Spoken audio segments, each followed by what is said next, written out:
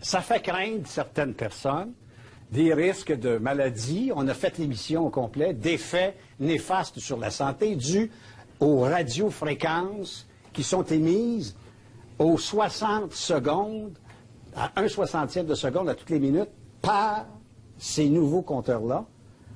Ça, c'est le premier niveau de crainte pour la santé publique. Le deuxième niveau, c'est de dire, est-ce que c'est pas une porte ouverte sur une facturation accrue selon la consommation à des heures de pointe, etc., parce que là, on sait tout à la minute près. Non, non, non, non, non, non, non, non, de dire Hydro-Québec, à tout le moins, pour la facturation. Écoute bien, là. Est-ce que vous avez déjà vu une taxe qui s'en va en baissant? C'est assez rare. Est-ce que vous avez vu, quand un État est en difficulté comme nous le sommes, même si on est hydro-québécois, là, que les prix vont aller en baissant? Il ne faut pas prendre les enfants du bon Dieu ou des canards sauvages. Ça, c'est le premier niveau, on verra bien. Le deuxième niveau, c'est celui de la santé publique.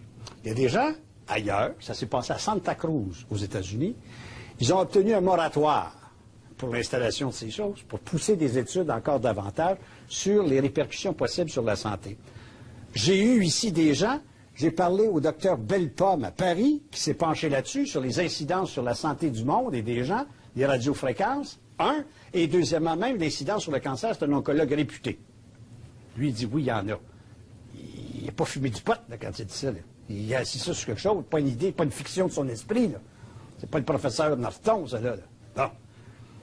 Alors, quand cette affaire-là est arrivée, on a posé la question au ministre responsable, Clément Gignac, qui a de l'air d'avoir puisé ses citations à la même place que Mme Normando dans le temps, ses pètes de vache pour les gaz de schiste.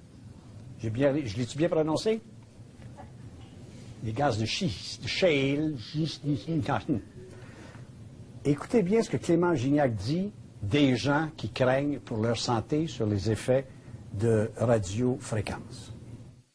Il y en a encore qui croient là, que Elvis n'est pas mort puis que les Américains ne sont pas allés sur la Lune. Nous rester à côté des tours de transmission, c'est dangereux.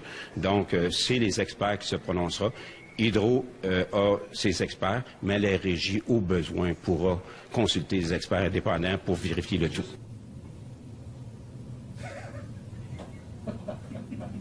Quelle condescendance. C'est nous prendre pour des caves collectivement. Et rire de quelqu'un qui craindrait d'avoir une maladie environnementale, c'est pas très digne d'un ministre responsable des ressources naturelles et du développement économique et du plan Nord. Les maladies industrielles, ça existe.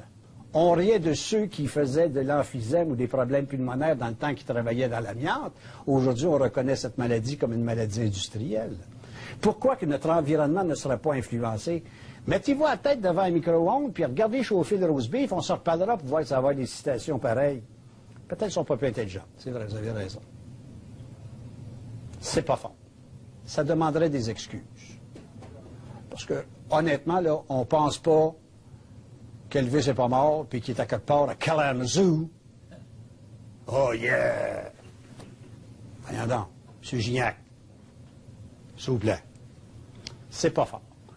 Puis ça, c'est l'ancienne ministre, vice-premier ministre, qui nous dit qu'un pet de vache, ça fait autant de tort qu'un gaz de schiste. Mais tu sais de quoi ils ont les arguments, ils sont hot au bout, au bout, au bout, au bout. Ça fait partie des grands scientifiques de ce monde. C'est pas des mots, petites phrases. M. Gignac, pas fort. Mettons que c'est pas la médaille de bravoure de l'année puis de jugement de l'année, cette affaire-là.